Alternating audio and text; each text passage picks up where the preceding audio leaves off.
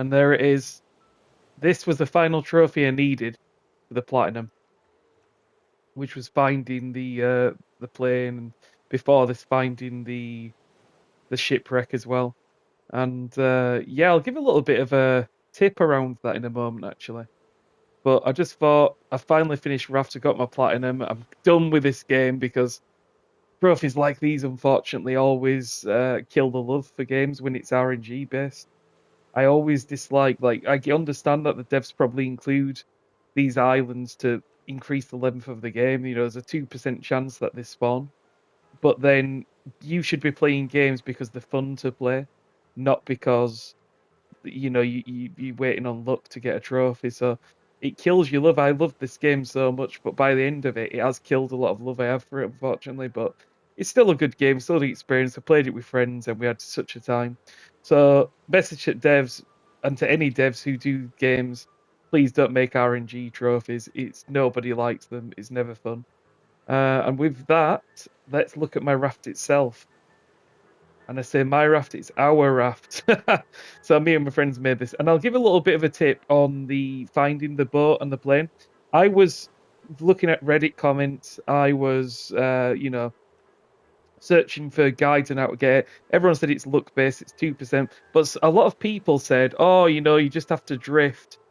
Don't use. Some people said use a sail. Some people said don't use a sail at all. Some people say you can't use engine.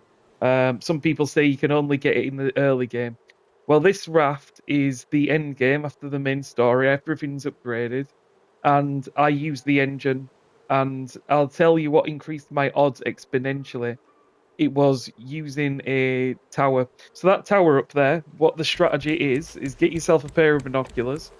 And after I started doing this, it massively increased the odds of me finding them. I found both these islands in the last 2 days, and I played for a couple of hours each day, and I found them all within the last couple of days. Whereas I've wasted so many hours, so many hours just waiting for them to show up. And it's because I was just drifting. I was listening to the lack of better words. It's a lot of bollocks what the people online chat about on Reddit and stuff.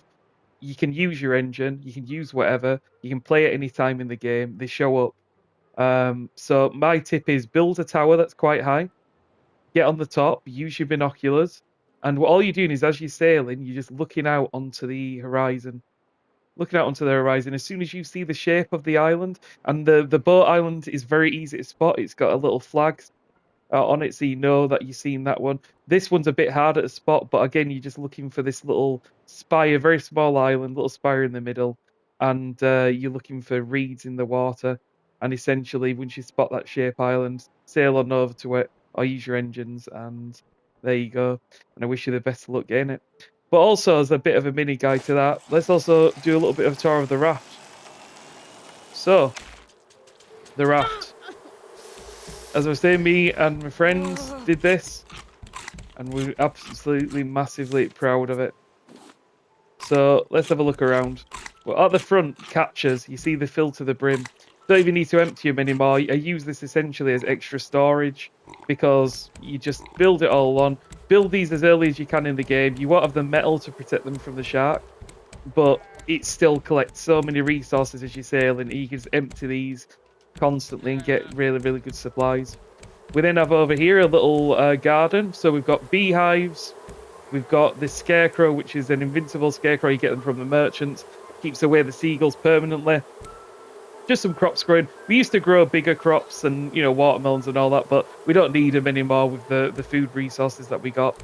Got a couple of watering machines hooked up with the water pipes so that it's always watering them whenever we replant.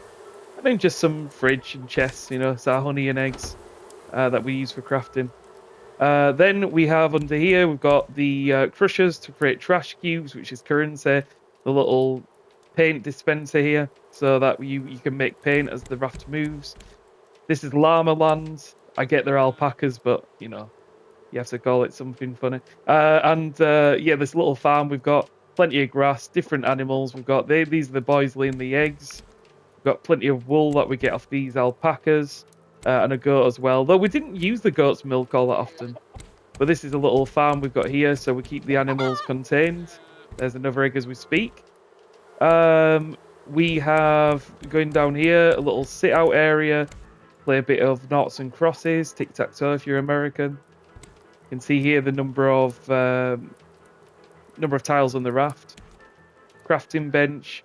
This is the storage locker. These are the furnaces. We have, this is was our wood deposit, so we were really hard up on wood. We used to regrow these and keep chopping them down. This is what creates our biofuel. Keep it topped up. You've got, oh, might be a bit of a spoiler, but that's one of the bosses that comes up later in the game that you go against. We've got the battery charger here, recharging batteries constantly on the go. Few engines, we didn't need more than 3 engines. It was perfect for what we needed. The anchors here, which we used to manually drop, but later on you can control it from the top.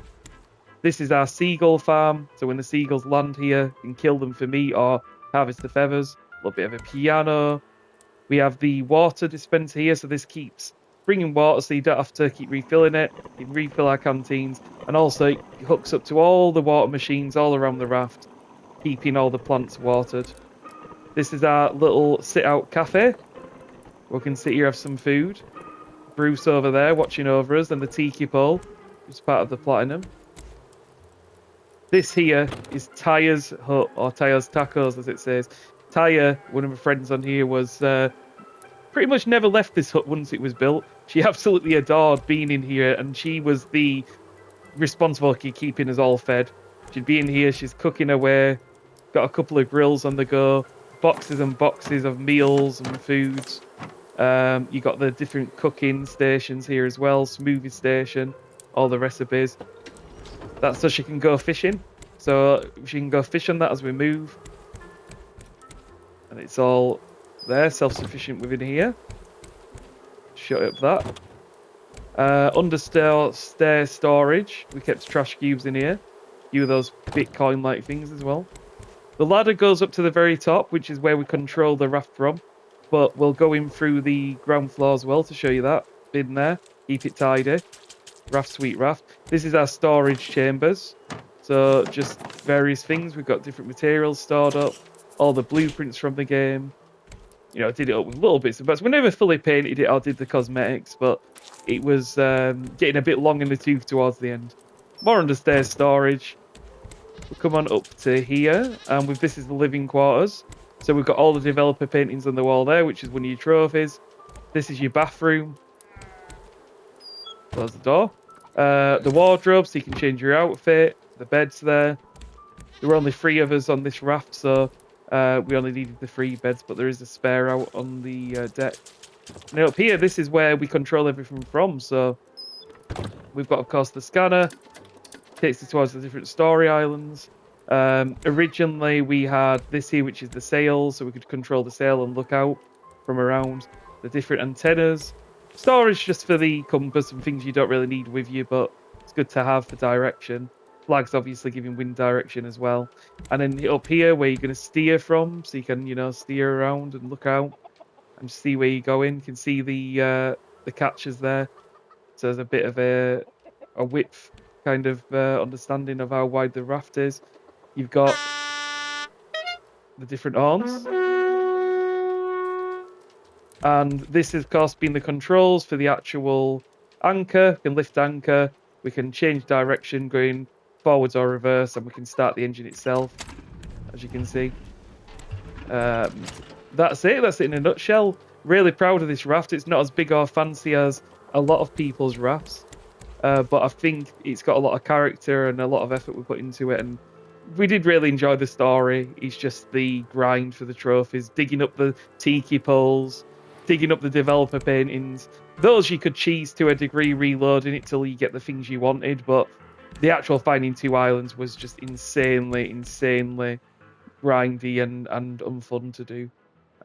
Yeah, but that's where we'll end it. We've also got the zip line. This is again where I was looking out from, and whenever I'd see the island I wanted, I'd just zip down here, get on off, and straight onto here to turn and steer to it. But yeah, hope you enjoyed the little tour, and I wish you the best of luck. If you have any questions about finding these islands, I can try my best to give you some advice, but it really does boil down to luck. But don't listen to what people tell you on the internet. You can find these islands any stage of the game and any method. It's just a case of luck. But yeah, thanks for your time. Take care and happy rafting.